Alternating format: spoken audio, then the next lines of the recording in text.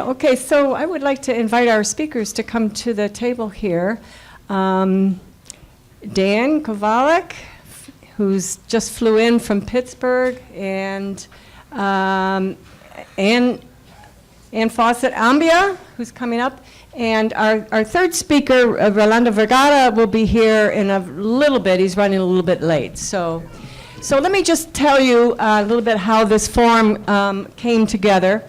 My name is Pat Fry, and many of you know me as a longtime labor activist and solidarity activist with Cuba, Venezuela, Nicaragua, and active in the peace movement. I just wanted to thank everybody who co-sponsored this event, a whole number of organizations that agreed to co-sponsor. This is really a part of building a movement to counter U.S. intervention in Latin America. Around the world, but we're focusing tonight on Latin America. And the idea for this forum came together last April, actually, a year ago April, after the events unfolded of what became clear to us as an attempted coup d'etat in Nicaragua. And the stark contrast between what was happening in Nicaragua and what was being presented in the media was so outrageous and continues to be. So we wanted to do a forum that kind of gets out on the table what happened in Nicaragua, and then not too long after last April, then the Trump administration began moving very, very, very sharply to intervene in Venezuela with another coup attempt that they orchestrated this past April. I was on a delegation in Venezuela when that happened, along with Ann, and there's several other people here that were on that delegation, so we want to talk about that. And then this month, just this month, more outrageous tightening of the embargo and the blockade of Cuba, and taking away or reimposing the travel restrictions on Cuba against us and our ability to travel there. So we're going to put all that together, and I'm going to call now on the person that's going to lead us through this evening, Estela Vasquez. Estela is a longtime leader of 1199 SEIU and a longtime activist in our movement. So take it away, Estela. Not so long, only since I was 14, and I'm 71 now, you do the math. Good evening, buenas noches, familia. Good evening, comrades in the struggle. I don't know if any of you follow the news, but I want to give you a very brief historical reference. Some time ago, around 1823, at the height of the struggles in the continent for liberation, for freedom against the European colonialism, the United States came up with the so-called Monroe Doctrine. And supposedly, the doctrine was to oppose European intervention in Latin America and the Caribbean. Actually, what the Monroe Doctrine was and continues to be was the U.S. justification to create their own backyard where they could use gunboat diplomacy against our people. I don't know how many of you are aware that earlier, a few months ago, Mr. Bolton said in an interview that the Trump administration was not afraid to use the word Monroe Doctrine. So we are here tonight to deliver a message to Trump, to Bolton, to Elliott, and all the other killers in that administration, that neither are the people of Latin America afraid to use the word resistance and fight back against the Monroe Doctrine. And the Sisters of Legacy had a song, and I think it's more than just fire. I think what the message of the song is, you want to fight? By hell, we will give you one fight back. And that's what Venezuela, Nicaragua, and Cuba are doing and will continue to do with our support and our internationalism. And I just want to, before I introduce the first speaker, quote a African revolutionary. His name was Amílcar Cabral. One of the quotes of Amílcar, at least my favorite one, was that solidarity is not an act of charity. Solidarity is an act of defense of mutual interest, and it is in the interest of the poor, the working class people, and the people of color inside this country, the workers inside here, to defend Cuba, Nicaragua, and Venezuela, because when we defend them, we're defending ourselves, our rights, and our interests. And now it gives me great pleasure to introduce the first speaker. Dan Kovalik is a labor and human rights lawyer. He teaches international human rights at University of Pittsburgh Law School. Dan served as a legal counsel for the United Steelworkers of America for over 25 years, graduating from the Columbia School of Law. He's an author of several books, including his latest, The Plot to Overthrow Venezuela, How the U.S. is Orchestrating a Coup for Oil. Books will be available for purchase and signing later. Please join me in giving a people's welcome to Dan to this evening. Thank you so much. I'm just very honored to be here. One of the things that I try to do in my writings, I try to break down this idea of humanitarian interventionism, which I believe is the most dangerous doctrine in the world today. And so what is that? Essentially, it's the idea that countries, and by the way, it's always countries of the North, must intervene militarily in other countries to protect human rights. Okay, and I'll give you an example of how this works. Right, and it's a very strong doctrine, and it's a mandatory doctrine. That is to say, if the U.S. isn't bombing somewhere, the belief goes, it's not defending human rights. Right? And so I'll give you an example of this. The only time, or one of the only times that the mainstream press, the elite press, the New York Times, Washington Post, considered Donald Trump to be acting presidential, and they use that term, was when he bombed Syria in response to the ostensible chemical attack, which, as we know now, was probably staged. And yet, this is the mindset of the intellectual elite in this country, and in particular, the liberal elite. And it's fascinating to see how this works. For example, recently, Trump met with Vladimir Putin, and after the meeting, he said, well, maybe things in Venezuela aren't how I thought, and he started to back off an intervention. Immediately, the New York Times, NPR began to jump on him, right? And the New York Times ran a piece that said, Trump promised to tame the rogue nations, now they're taming him. And they were goading him into doing something against Iran and Venezuela, North Korea. This is the so-called liberal press.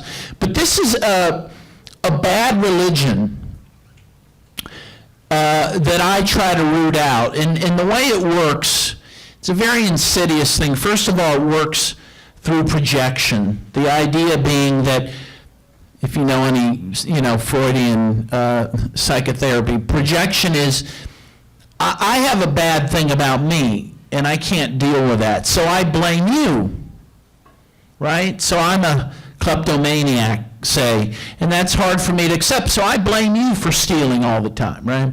And that's what the U.S. constantly does. It blames other countries for what it is doing. And what it does is take away blame and guilt from the U.S. And what it often will do, and I'll give a great example of this that's very relevant to the recent news cycle, is it likes to look at other countries and the bad things they do and really focus in on that. And it relieves people's stress about their own country. So let's give an example. Just this last week, there was the annual commemoration of the Tiananmen Square massacre, right? Every year, but particularly on the, years with nines in them, because it happened in 1989, for about a week or so, we'll hear on NPR or read in the New York Times about the Tiananmen Square massacre, right? Because it was, we are told, one of these great historic events. I'm not going to get into what happened or why it happened, because this isn't about China, but let's just assume what we're told happened was that there were protests in Tiananmen Square, and the estimates are that between 300 and 3,000 protesters were killed by military forces in China. And again, this is considered, in the West, one of the great historic events that, again, we must pray at the altar of. Meanwhile, 1989 was a year of other massacres, which we are not to speak of, because they are massacres that were done at the behest of the West. So, for example, how many people, now I have a very educated audience, so this may not work here, but how many people in the room have heard of the Caracazo? Can I see a show of hands? So, a goodly number, but a lot of people not. And how many, by the way, have heard about Tiananmen Square? Okay.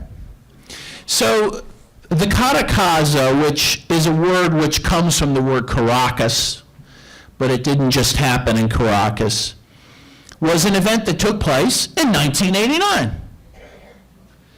And what happened was the newly elected government of Carlos Andres Perez, who had promised not to adopt IMF austerity measures, as soon as he was elected, adopted IMF austerity measures, which immediately resulted in the doubling of the price of gasoline and therefore of transportation.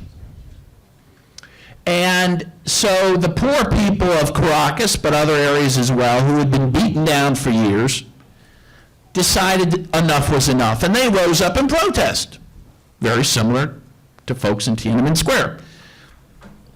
And the government immediately took off the gloves, suspended constitutional rights, and the military and police went out and started murdering people. The estimate of those killed is anywhere between 300 and 3,000 people, almost identical to Tiananmen Square. Mass graves were found later.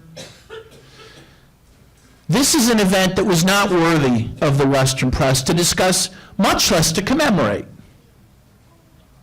And yet, the same number of people are estimated to have died in a country of only, at that point, about 25 million. As opposed to China that had about 1 billion. So by proportion, the number is much greater, right, in Venezuela. And what happened in China as a result of the Tiananmen Square massacre?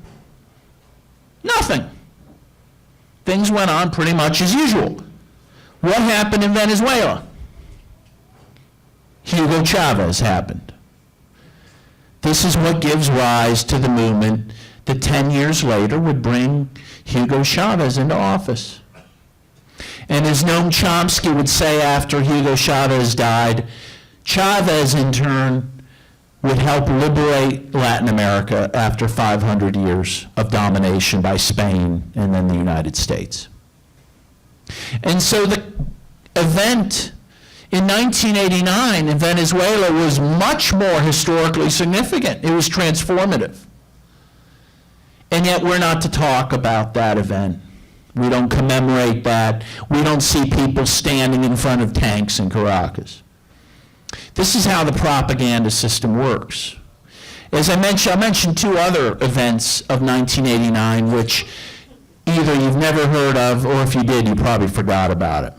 And I have to be reminded of these things too. It's so easy to forget. So in 1989, There were two other massacres that were transformative. You had the invasion of the U.S. of Panama. Do you remember that? In which it's estimated hundreds, if not thousands, of working class people were killed by the U.S. in Panama City. All ostensibly to get rid of Manuel Noriega. And why? Because he was dealing with drugs? No, he had done that a long time, and he was an agent of the CIA when he was doing that. No, because he started to refuse to allow Panama to be used as a staging ground for the Nicaraguan Contras. And so, in retaliation, it wasn't enough that we just go in and get Noriega. No, we leveled working class areas of Panama City. Again, and when George H.W. Bush, who ordered this invasion when he died recently, you rarely heard this in his bio, his very laudatory bio, by the way, that most of the papers and press gave. Finally, I'll just mention the other massacre, which is, again, not worthy of speaking with, but was also quite significant, and that is the one in El Salvador in 1989, in November of 1989, in which 6 Jesuit priests were murdered by U.S.-backed forces, along with their housekeeper and her daughter. And this was the culmination of the U.S.'s war against liberation theology in Latin America, in which the U.S., through its forces in Latin America, killed hundreds of priests and bishops. But again, not worth discussing. That would be too troubling. Okay. So let me get into the heart of the matter then. A brief history first of Venezuela. Again, for most of you, it's just a refresher course, but as one commentator said, the U.S. is the land of amnesia, so we need to be reminded of things all the time. So Hugo Chavez was elected president in 1998. He was inaugurated in 1999, so this is the, 20th anniversary of the Bolivarian Revolution that he led. He immediately did some things to transform Venezuela. First of all, he immediately began social programs which impacted very positively the poor. And year after year, Venezuela since 1999 has been lauded even by the World Bank and IMF for reducing poverty and extreme poverty. The other thing he did was give land back to disenfranchised Afro-Venezuelans and indigenous people. He supported convoked a constitutional assembly, which redrafted the Venezuelan Constitution, and which was approved by a referendum of the entire country. And this Constitution, amongst other things, for the first time recognized the Afro-Venezuelan population and its civil rights, recognized the indigenous population and their languages. And since that time, the government of Venezuela has supported efforts to preserve indigenous languages in Venezuela. And one of the reasons, and first of all, if you look at the demonstrations, whenever you have a chance, if you look at the pro-government demonstrations and the anti-government demonstrations, you will see there's a difference in the shade of color of those demonstrations. Because those who, generally speaking, who want the government of Maduro to fall are lighter skinned, better off economically. This is just a fact. And when you look at the people demonstrating in support of the government, they tend to be people of color, because those are the people who have benefited from the revolution. And those who want Maduro to fall are people who, amongst other things, really resent the fact that their white privilege, as they see it, has been taken away from them. And again, this is a fact which is not talked much in the U.S. press, right? In a press that really cares about these things generally, right? Diversity, politics, and whatnot.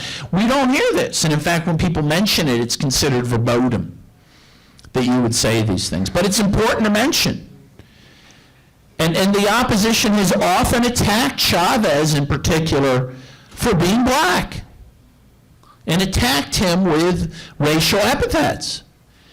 And recently, when there was the Embassy Collective that tried to, and there's some folks here from the Embassy Collective I'd like to give applause to, who defended the Venezuelan embassy in Washington from being taken over by the Juan Guaido forces. Many of those folks in the embassy trying to protect it had anecdotes about opposition people in the streets hurling racial epithets at them. There is a racial component to this struggle as well as an economic one.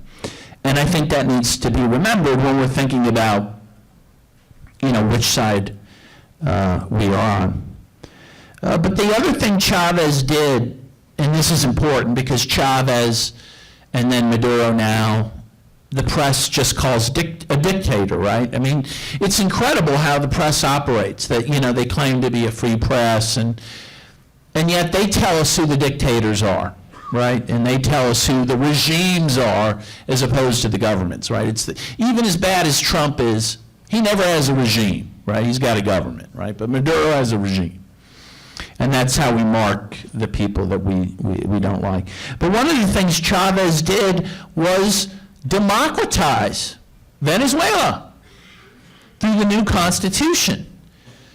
The new constitution put in all sorts of recall mechanisms, and Chavez himself had to stand for recall, I think at least 2 times.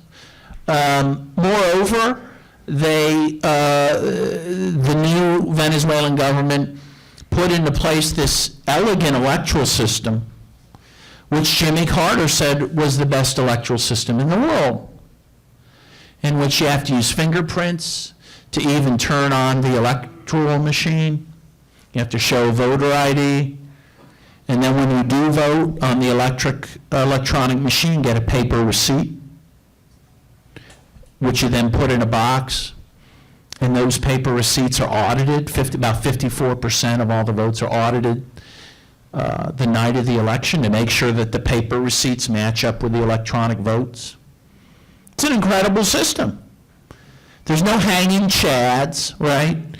And it's uniform throughout the country, so not like in the U.S. where all 50 states have their own systems.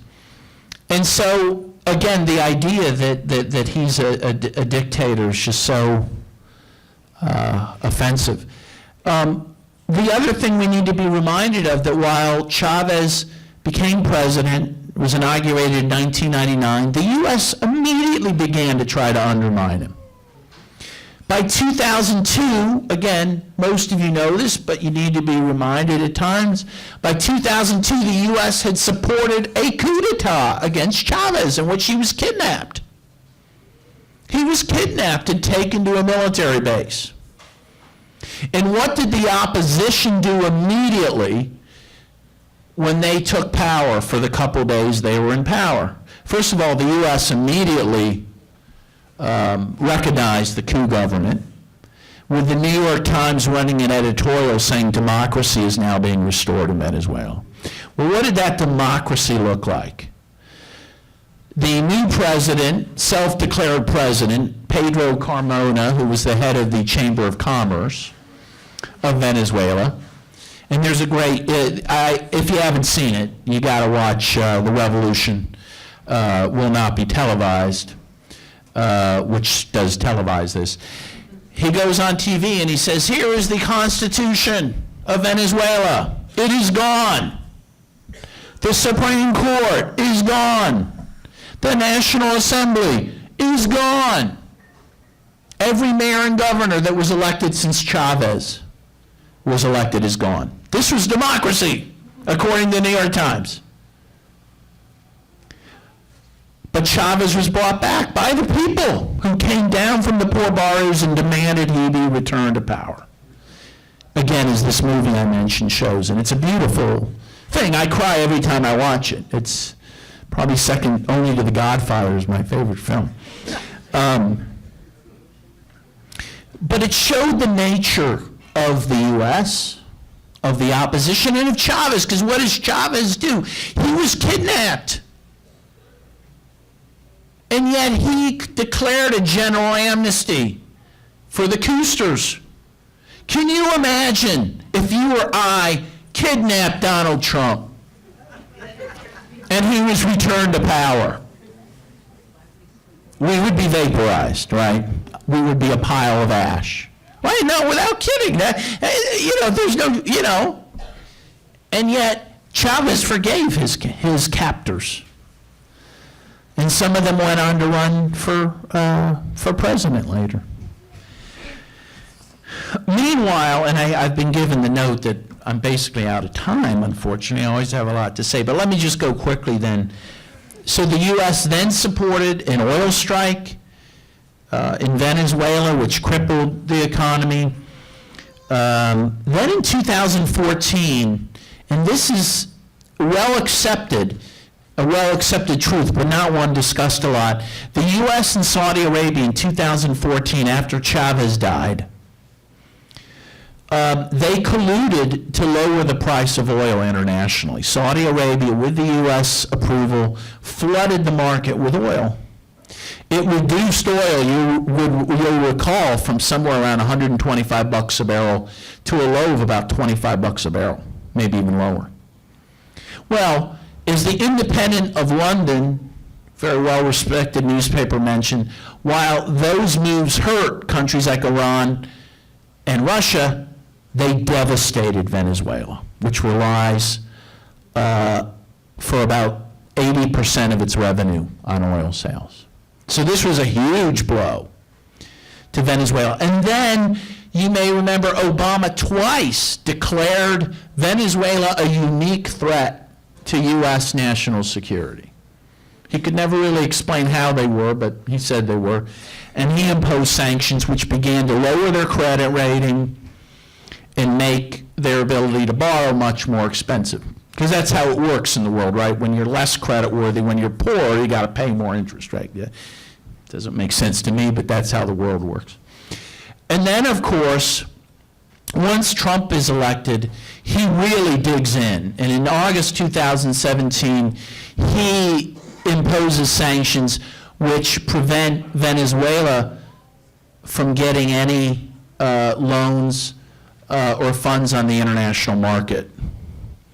And that really devastates Venezuela. And so according to Jeffrey Sachs, very well-respected economist who teaches uptown at Columbia University, he estimated that since that time, since August of 2017, over 40,000 Venezuelans have died because of those sanctions. 40,000. And he estimates more than 40,000 will die this year because of those sanctions. And now we've only upped the sanctions, right? So we've now frozen billions of dollars of Venezuelan oil revenue in the U.S. It's their money. We won't give it to them. The Bank of England has $1.5 billion of Venezuelan gold reserves. Won't give it to them. This is highway robbery that's happening here. And this is what we need to oppose. Meanwhile, and again, I didn't even get to Nicaragua, but maybe in the question and answer period I will, but let me just say a couple things about Nicaragua. They just passed, it was mentioned, the NICA Act, which has now cut them off from international financing, from the IMF, World Bank, which they were using, again, to lower poverty in Nicaragua, and they were successful. They had lowered it by about the Sandinistas had lowered poverty rate by about 40% since their re-election in 2006. The economy had been growing every year by 5% under the Sandinistas. And now this new round of sanctions is going to devastate the people of Nicaragua. And again, to reveal the nature of the forces that the U.S. would impose these sanctions, and that the opposition there, the ones that attempted the coup over the summer, they went to Congress to lobby for the NICA Act. They were lobbying for it even before the crisis last summer. And Daniel Ortega recently made a deal with the opposition. If he granted an amnesty, a general amnesty for all those engaged in misconduct over the summer, which included, by the way, murdering 22 police officers. In many Sandinistas, they just found a Sandinista, the remains of a Sandinista, Bismarck Martinez, who had been disappeared by the peaceful opposition. If he gave an amnesty to those people, they agreed they would go to Congress and try to get the NIC Act lifted. Well, Ortega has just granted a general amnesty, and the opposition won't go and get the NIC Act lifted. That's how these folks work. Meanwhile, the last thing I'll say is, last year, and this is fascinating, because you'll hear a lot of leftists attack Nicaraguan Sandinistas and Ortega, and one of the things they say, oh, he's a machista, and it's a machista culture, and blah, blah, blah. Last year, the UN ranked Nicaragua as 5th in the world for gender equality. The top 4 were Finland, Sweden, Iceland, and Norway, and out of nowhere comes Nicaragua. The U.S. wasn't even in the top 10. And the last poll that I saw from M&R Consulting showed that Daniel Ortega has 55% support of the population. So, in any case, the last thing I'll say, the opening was that solidarity isn't just about helping others, it's about helping ourselves. The governments in question, Nicaragua, Cuba, Venezuela, Brazil under Lula, these were governments that were defending, amongst all other things, defending our oxygen source, the rainforest. And the new leader of Brazil, who the U.S. is so close to, has now said all the rainforests are up for sale. And he's pushing the indigenous people out so he can put it up for sale. And now that Rafael Correa is out of Ecuador, there is now a U.S. military airstrip on the Galapagos Islands. And so we see what the U.S. is after and what the U.S. will do when it gets its way in Latin America, and that's why we have to do everything in our power to defend their sovereignty and their right to use their resources, not only for themselves, but to be stewards of it for the entire world. Thank you.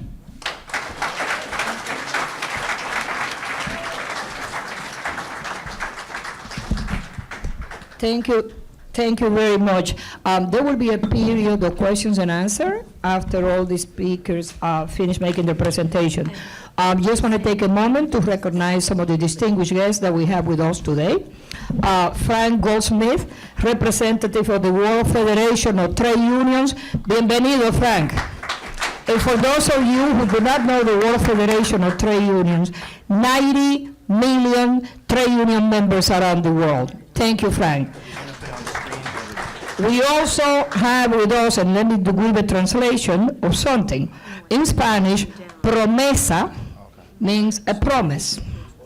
And after the devastation of the hurricane in Puerto Rico, plus the other hurricane, which was the death that is killing more people in Puerto Rico than maybe even the hurricane is killing, some of the promesa plans were to cut people's pension by 25%. So the United States created this so-called Promesa Board. It's a fiscal oversight board established basically to guarantee the profits of Wall Street, to guarantee that the hedge funds and the vulture investors, capitalists from Wall Street get the money. And we have with us two distinguished guests, Jocelyn Velasquez, spokesperson, and Rogelio Maldonado, coordinator. Welcome, bienvenidos. And they represent the resistance movement in Puerto Rico. Please give this brother and sister a New York welcome, a people's welcome. And they will be making some remarks later in the program. Please welcome the Legacy Women. They're a very special musical group. They're rooted in Afro-Dominican and Afro-Puerto Rican traditions. They are some of the New York City's most gifted drummers, singers, dancers of Afro-Caribbean music. We are honored to be here. Sharing bomba. This is Afro Boricua music, and it's music of resistance. So yeah, que viva Venezuela libre, Puerto Rico libre, Cuba libre, todos los pueblos libres.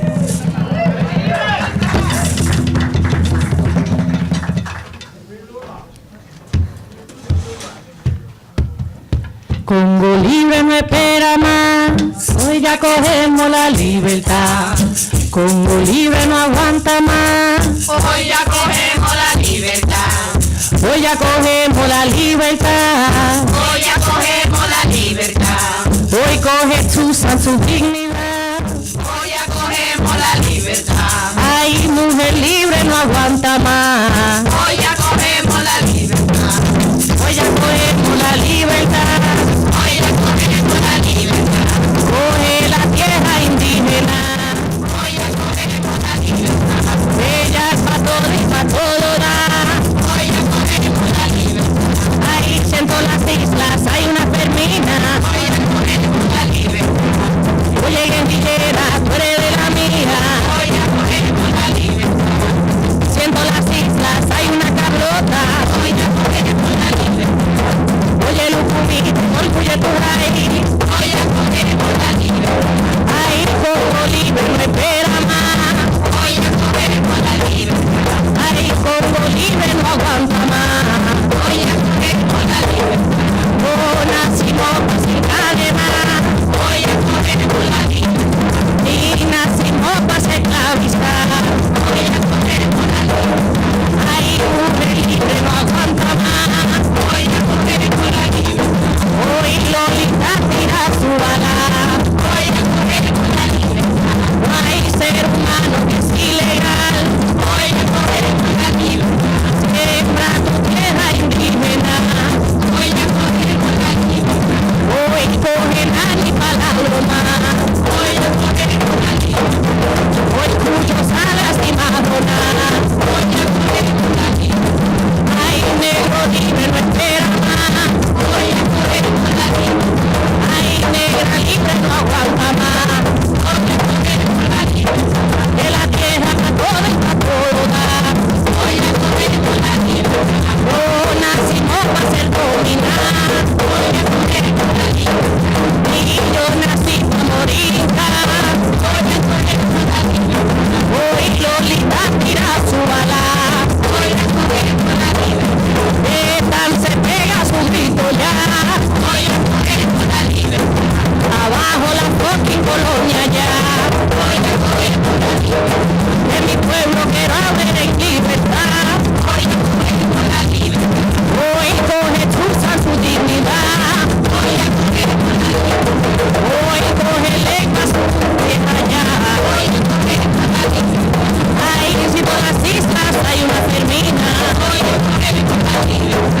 Oye, guerrillera, tú eres de la mía. Hoy ya cogemos la libertad. Y siendo las islas hay una Carlota. Hoy ya cogemos la libertad. Oye, Lucumí, tengo orgullo en tu raíz. Hoy ya cogemos la libertad. Oh, Congo libre no aguanta más. Hoy ya cogemos la libertad. Ay, Congo libre no espera más. Hoy ya cogemos la libertad. Ay, ser humano que es ilegal. Hoy ya cogemos la libertad.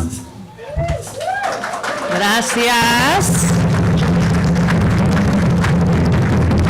So yeah, we all come from long legacies of resisting and not giving our freedom away without a fight. And so we want to honor that legacy and allow that to continue.